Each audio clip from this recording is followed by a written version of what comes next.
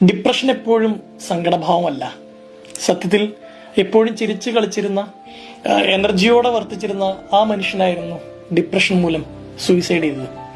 എന്നിട്ട് ആ വീഡിയോന്റെ അവസാനം പറയുന്നുണ്ട്, നമ്മുടെ ചുറ്റും എപ്പോഴും ചിരിച്ചു കാണുന്ന, സന്തോഷിച്ച് കാണുന്ന, അല്ലെങ്കിൽ നമ്മുടെ കാര്യങ്ങൾ എപ്പോഴും അന്വേഷിച്ച് നീ ഓക്കെ അല്ലെന്ന് ചോദിക്കുന്ന ആളുകളോടും വല്ലപ്പോഴും തിരിച്ച് ഓക്കെ അല്ലേ എന്ന് ചോദിക്കേണ്ടിയിരിക്കുന്നു.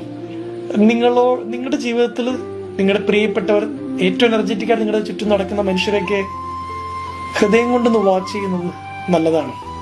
ഈ ഭൂമിയിൽ ഒരുപാട് മനുഷ്യർ പൊടുന്നനെ ഒരു ക്ലൂ പോലും തരാണ്ട് കടന്നു പോയിട്ടുള്ളവരൊക്കെ ആർക്കും പിടികൊടുക്കാണ്ട് കടന്നുപോയവരാണ്.